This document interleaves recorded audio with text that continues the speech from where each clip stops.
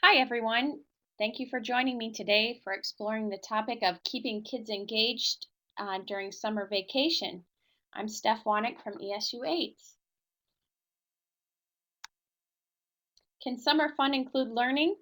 That's the big question. As a teacher, sent home summer book lists and I copied packets of math work for kids to do, and I crossed my fingers and I hoped that they did it.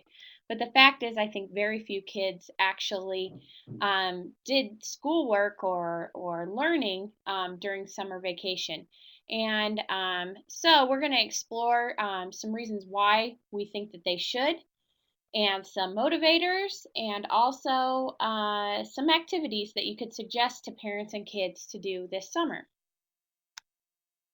So, some of the research shows that about 2 months of education is lost in the summer slump. So, your kids who aren't reading in the summer go back 2 to 3 months on their learning. And we know we work so hard all school year, it just makes teachers want to cry to know that you could lose 2 months of your hard work with your students. So we know we need to get them reading, and this loss is cumulative. So by the end of third grade, they've lost about 6 months of their summer or of learning if they don't read in the summer. And by the end of sixth grade, they would have lost 12 months of learning. So that is just alarming right there. And hopefully, if you shared that information with the kids and with their parents, that's a lot of motivator right there. Just knowing how much can be lost. And I always try to share those bits of information with my students and impress upon them that we work so hard, we need to keep that momentum and not lose our time over the summer. And more than half of the achievement gap between lower and higher economic use can be explained by unequal access to summer learning opportunities. So that tells me, kids maybe from a higher income home might have a parent home who can read with them and do math backs with them during the summer and take them to enrichment activities and maybe summer programs at their libraries and camps and things like that, where our lower income students don't have those same opportunities. Maybe mom and dad are working, no one can drive them to the library in the summer or pay for camp. So I think it's important for us as educators to try to meet those needs of our lower income kids, because that's where we're really seeing the staggering statistics there. So, motivation. How do we motivate our kids? Like I said, you can send the stuff home and you can talk till you're blue in the face, but maybe it's what we're sending home. Maybe a reading list isn't enough, and maybe your packet of math work just isn't enough. How can we get these kids motivated to do some quality learning in the summer? First of all, keep a positive attitude when you're talking to them about summer work, not saying, oh, you have to go to a summer program, or make sure you read. I know you don't want to. Okay, keep that positive attitude. Um, I think there's a quote that says, teachers who love learning have students, or teachers who love teaching have students who love learning. And that's really important here. If you get excited about it, your students have a higher chance of being excited about it. And if you can impress this upon parents too, and we need to give parents an arsenal of great strategies to use during the summer too. And I think this is number one, that reading isn't a chore, it's a privilege, it's a fun time together. So keep that attitude positive. And involving kids in um, motivating others for summer programs is a a really good opportunity. I know if you have kids help you grow vegetables, they're going to eat the vegetables. If you have kids participate in the motivations, they're going to be motivated. So let's take a look at a couple videos here that involve kids and could really help motivate them to read for the summer?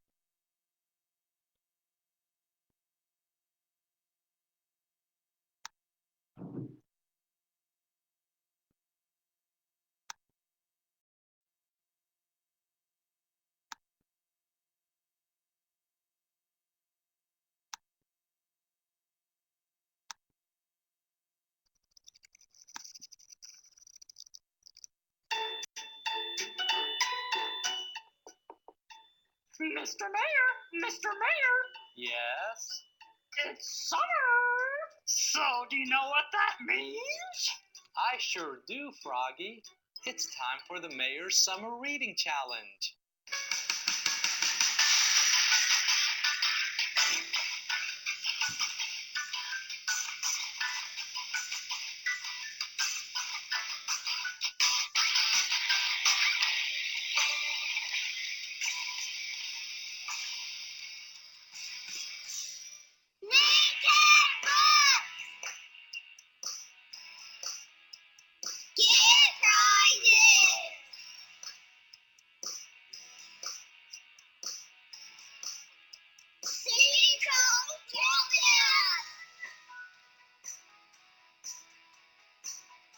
That's right, kids. The Mayor's Summer Reading Challenge is right around the corner.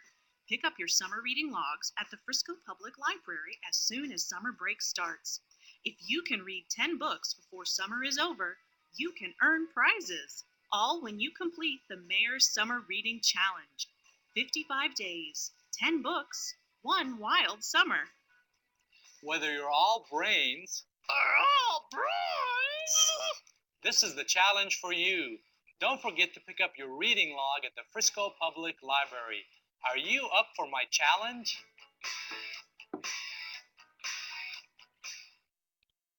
So I could imagine that kind of video being the principal's challenge, and you can make it a little bit more school-based. And you saw a lot of kids' faces in there. If they are on the video and they are the poster child for reading in the summer, I think that will really motivate them.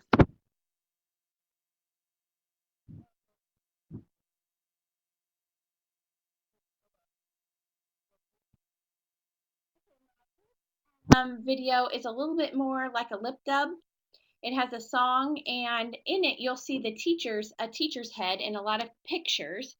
But I could imagine that your school could make a video like this and have lots of pictures of kids reading in it. So let's take a look here.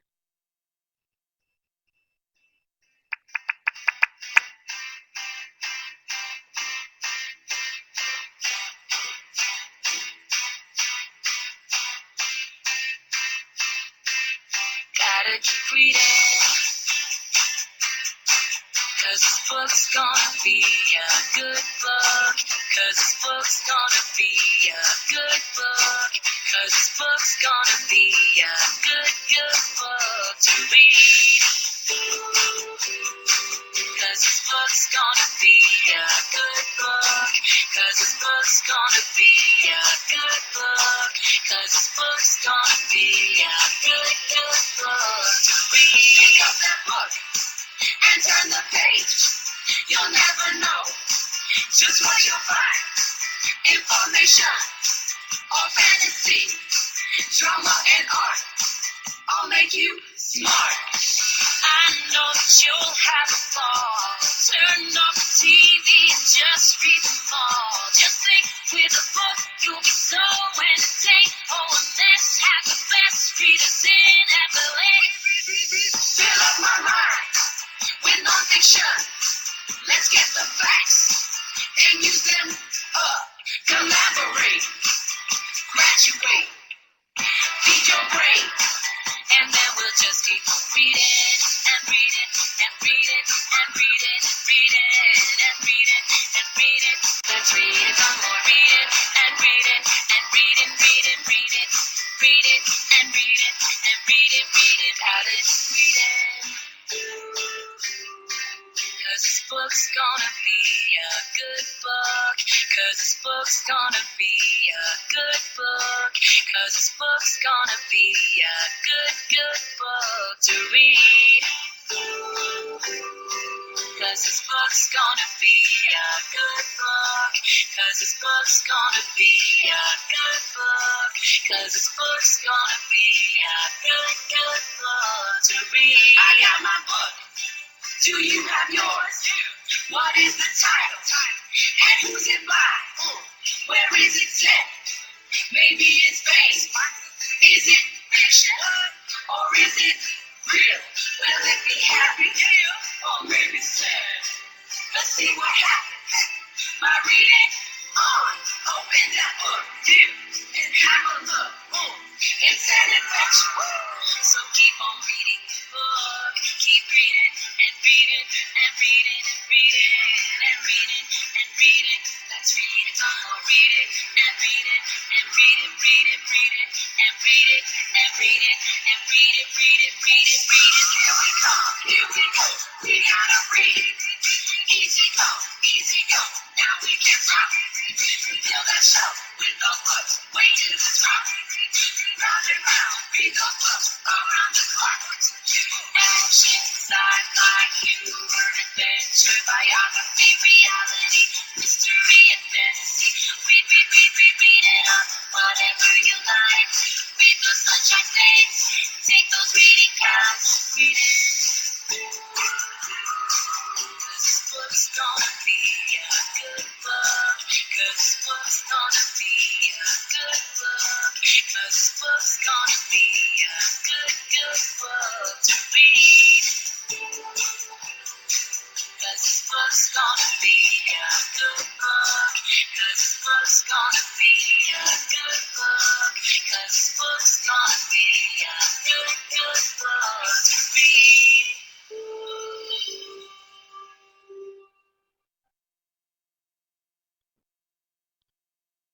Okay, so we see those fun videos can really make learning and motivation fun for kids. So I think the more that you can get them involved in those videos, the more likely they are to use that as a motivator.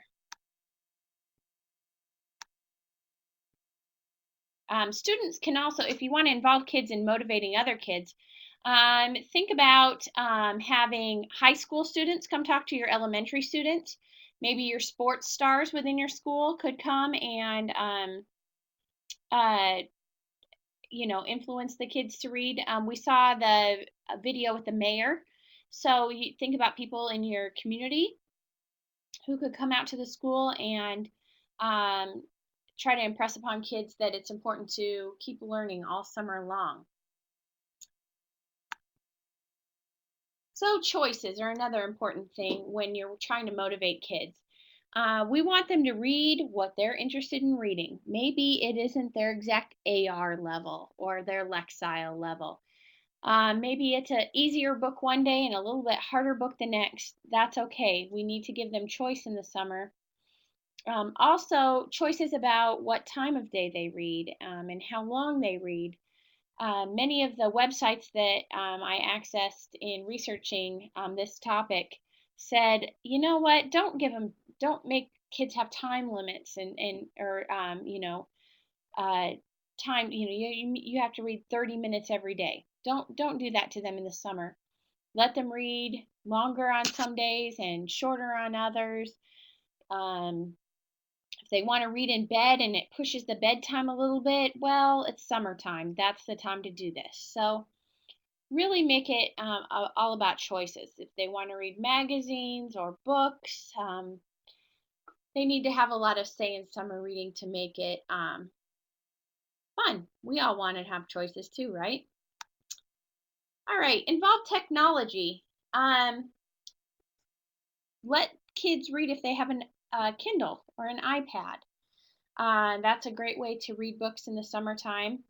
Also, to keep learning their math facts, there's as many apps as you could count with math fact reviews and that kind of thing. For older kids, there's Khan Academy, where they can review videos about math. And also tons of learning apps with science, and National Geographic has great kids activities. So The more we can involve technology, I think we capture kids' interest right there.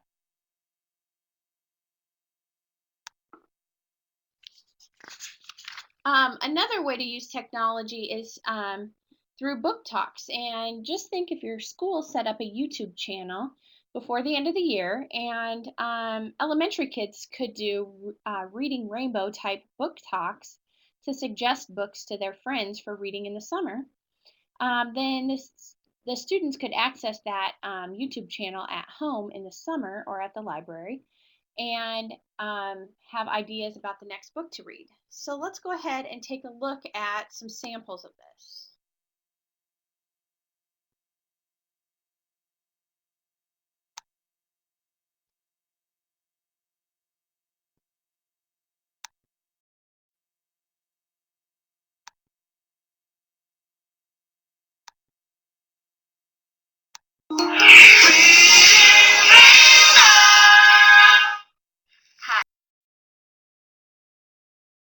I'm Kay Roberts, and this book is about a girl who makes a great new friend. This book is called When the Sun Rose. When the sun rises, one day, a regular girl gets visited by a new friend. This girl comes in and rides on a lion. She's completely golden. Everything about her is golden. Her hair, her dress, and even the lion. She's just like the sun.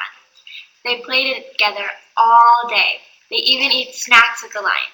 Their dolls trade dresses, and they have a great time the whole day. But when the sun sets and it's time for the new friend to leave, she's very sad. But the golden girl promises she'll come back and visit whenever she can. They had a great day together. If you want to see how these two girls made a great friendship, go check out the book at your library.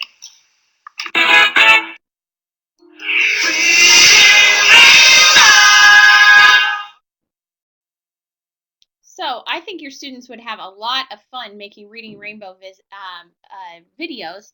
I actually did it with my third graders one year, and then we burned them onto a DVD for each kid to take home at the end of the year, so they would also have them that way. But I think producing them to and uploading them to a YouTube channel would be a great idea. Older kids might want to do a video called a book haul. So they haul in all the books that they've been reading and they share them out. So go ahead and watch this video with a teenager sharing. Hey guys, so today I'm going to recommend some of my favorite books for people around my age. This is for girls and boys, so without further ado, let's get started. The next two books I want to recommend are part of a series. I think it's going to be a trilogy, but right now there's only two books out, and that is Divergent and Insurgent. Now, these books will be perfect for you if you like The Hunger Games. These are probably one of my favorite books ever. The plot is incredible, there's tons of action and violence. It's about a girl called Triss, and she lives in this kind of AU where everywhere is separated into 5 factions, I think. Basically, all the people are organized into separate factions according to their personality.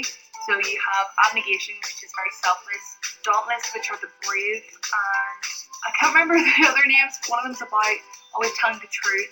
There's, I think, another one or two, I can't remember. You're born into a faction until the age of 12, and then you get to either stay or you get to choose to move to another one. And you have to take this kind of mental test where they sedate you, and then you have like a dream kind of thing. Whatever you do in the dream corresponds to a certain faction. She happens to be a special kind of person who can't pick her faction, which is very, very rare. That is called Divergent. That's the name of the picking of the more than one thing. Also, they're making a film about this as well. Go read it before the film comes out. The next book I want to recommend to you is also a series. I think all of these just might be series. And that is The Mortal Instruments. As you can see, there's no books in here. This is the box it came in. It came 4, I think, even though there's 5 books out right now. I lent the first one to my friend, so she's borrowing it right now, and the other 3 are probably around the room somewhere.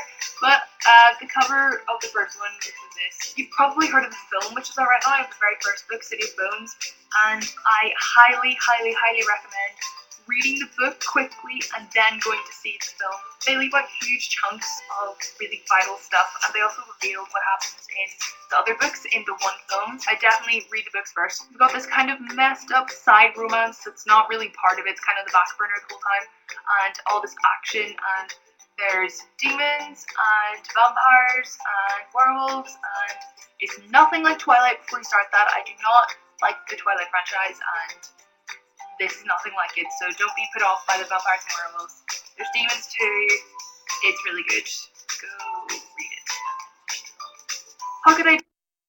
Okay, so you get the picture there. This is definitely from a teenage point of view, and I think that teenagers would react well and respond well to hearing their friends' recommendations. I will also give you a word of warning. Don't go to YouTube and just pick out any book haul video. As we know, teenagers learn different language. And so there's some not great language in some of the book hauls that are on YouTube. And also, some of them read maybe books that aren't quite as appropriate for school. So if you're watching this with your students, you might want to be choosy about which book haul you show them. And there is my link to that will pop up there. Okay, so moving on. Don't be afraid to use some trickery when motivating your kids to learn in the summer.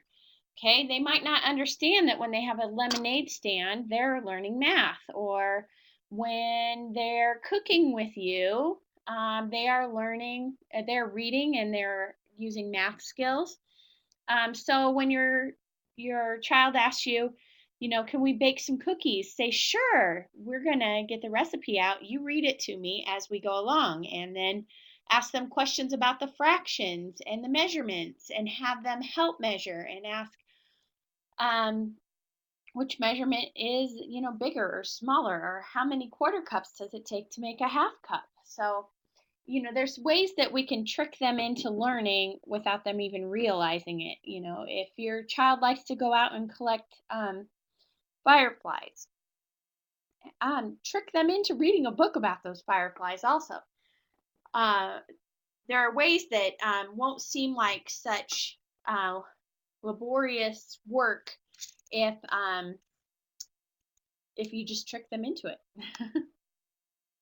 Okay, friends and family. Involve friends and family. If your child has a neighbor, or that they like to read, they're interested in the same things, or they're about the same age, have them read a book together. Have siblings read books together. And I don't know any kid who would turn down being read to at night if their parents would read them a bedtime story. So if you're having a hard time, getting a kid to read in the summer, that parent will just read with them. I think that's a huge, huge thing.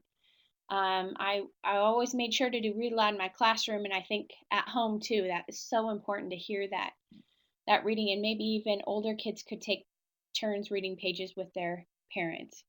But kids love sharing with their family and with their parents. So, and that little bit of extra attention is huge, I think.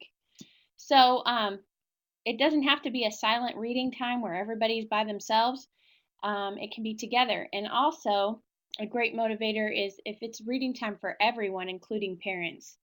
And what a great example for kids to see their adults in their lives reading. So, what are some smart strategies that you can use, some ideas for success?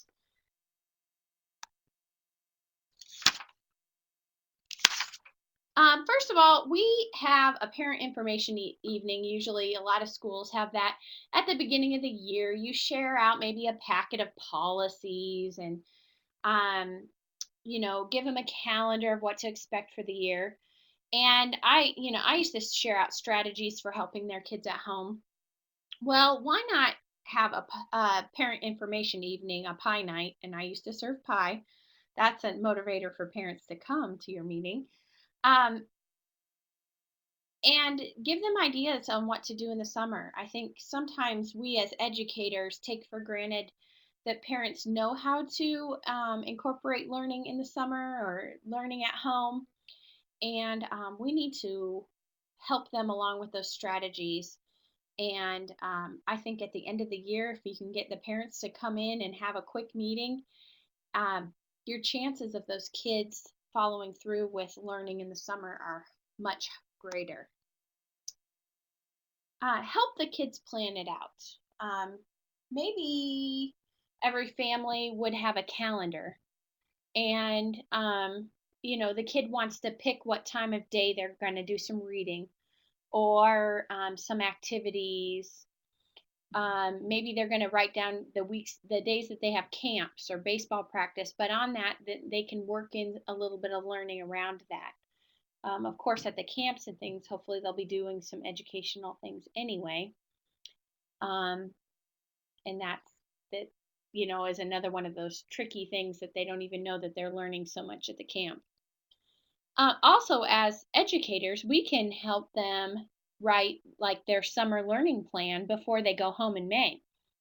So maybe we're going to have them set some goals, and maybe plan out some of the logistics. Like if they want to have the goal of reading 10 books during the summer, they might write down some suggestions of books they want to read or where they can find those books. Or I'm going to go to the library every Monday for the summer book club or something like that, where they can actually plan some things. And I think if you write it down and write down some goals and have those around, if you make it look cute like a poster, they might hang it in their bedroom and be reminded about it. So I think, we as adults need to help them kind of plan it out. You can make the learning at home a vacation theme. So this is a great tip to share with parents. If you're going to be going on a trip to the zoo for your vacation, for family vacation, maybe the children will do some research on some of the animals, or just check out animal books at the library. Maybe you can print out a map of the zoo and plan out your trip, and maybe your child would type up or write up an itinerary for the day and plan that out using even some math to get times in there and elapsed time. So if you have that theme of your vacation, I think right away they're so excited about vacation coming up that they'll be excited for the reading about it. And even thinking about camping trips and things like that, if you go camping maybe to the same spot, maybe after you get back the first time, you will have some topic. Maybe you've run across an animal that they want to know more about. Or if you go camping in South Dakota, they might want to do a little South Dakota research and reading about South Dakota. They might also want to think of a new activity to do at camp or while you camp, and plan that out for the family, and they could type that up or write that up. So get them involved with that vacation. That'll capture them and they'll want to learn more. You might visit festivals all around your area. There's tons of learning to be done from cultural events like that. Everything from Native American powwows to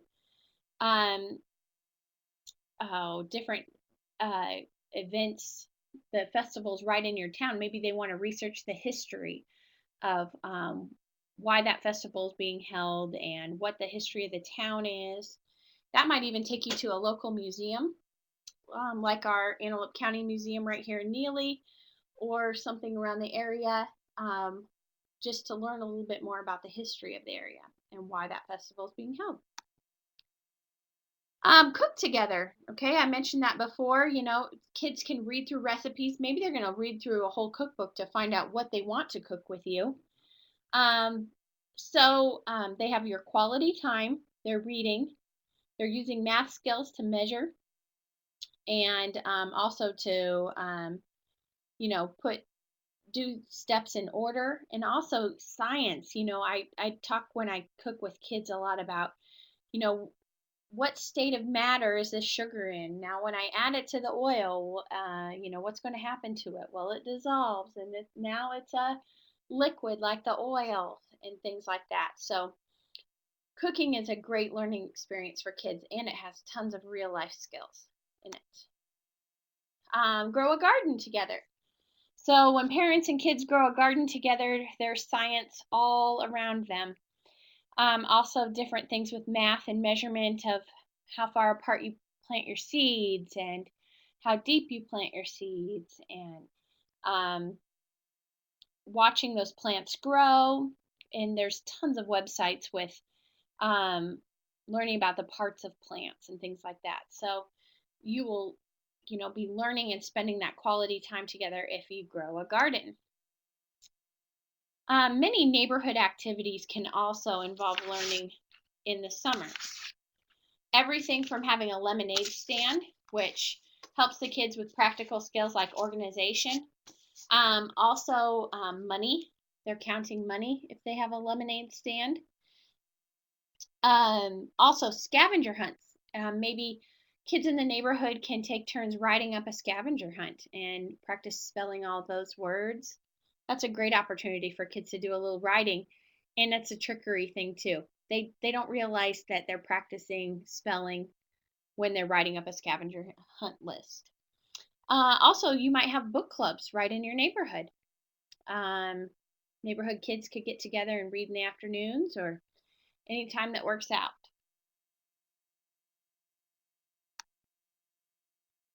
You might also visit the library. Of course, summer libraries have summer reading programs which are excellent. They're fun, they're engaging. Kids get involved, they get to the library for activities, and they can check out books. So, of course, we as educators know how important that is, and hopefully every kid in the school would go to the library during the summertime. Another option is to have your school library open.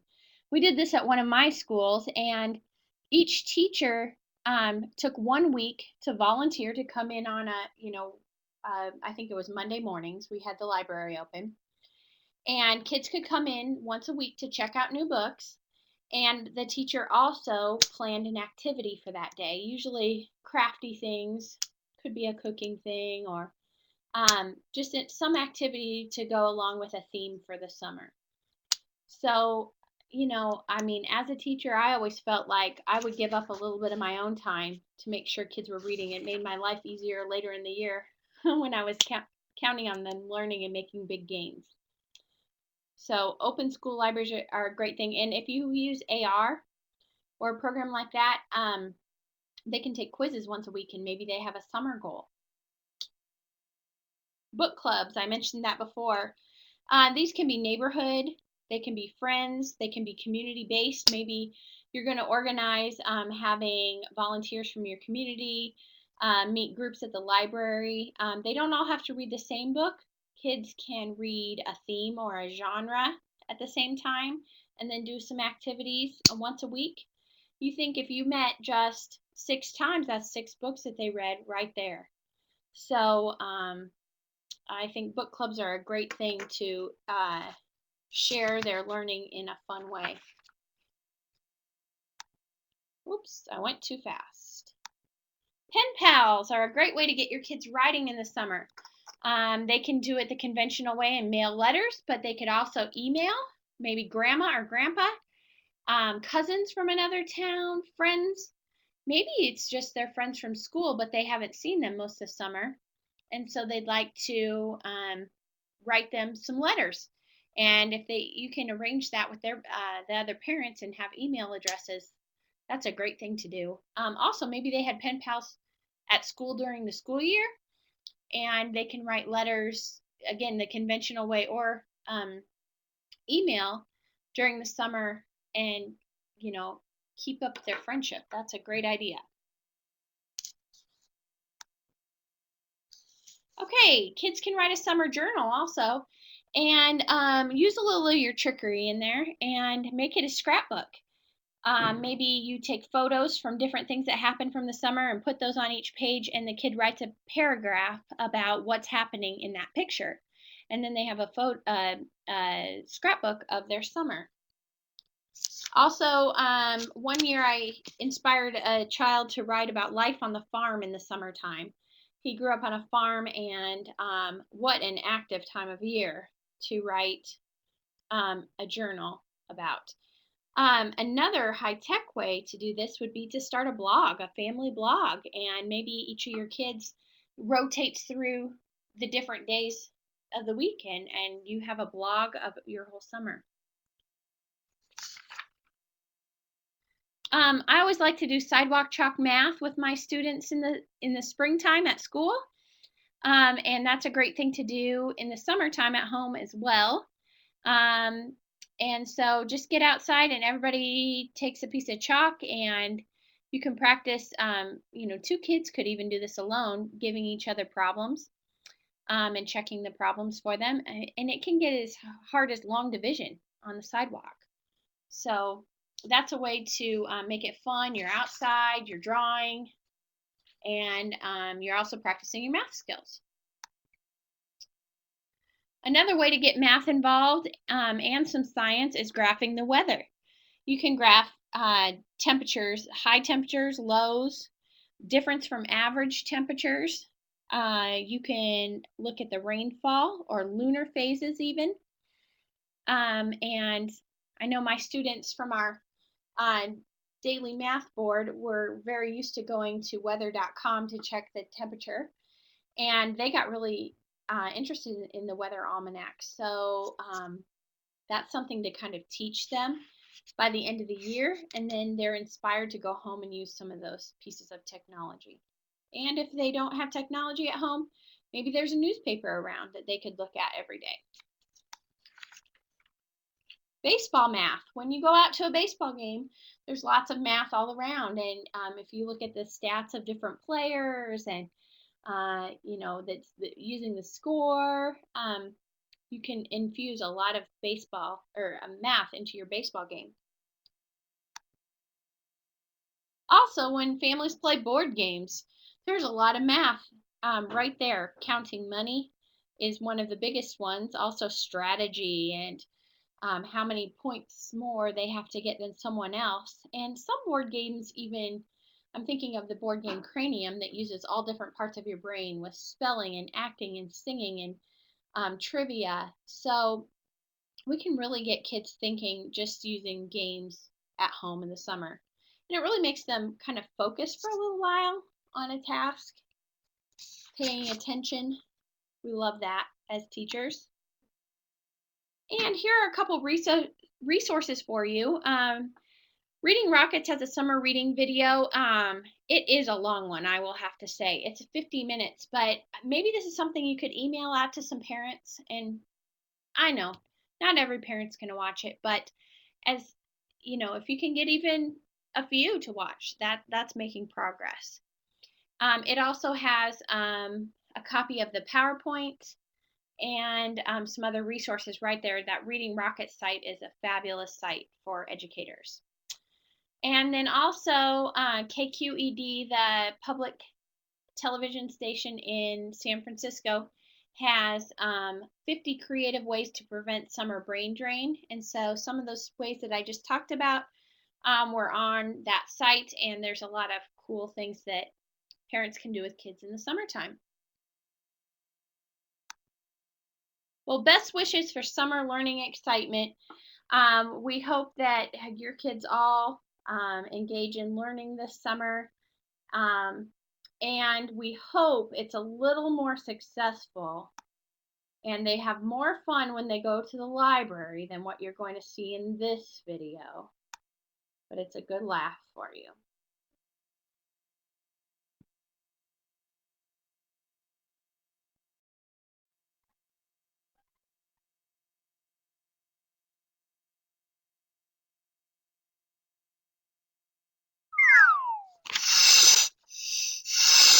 I think it's already starting.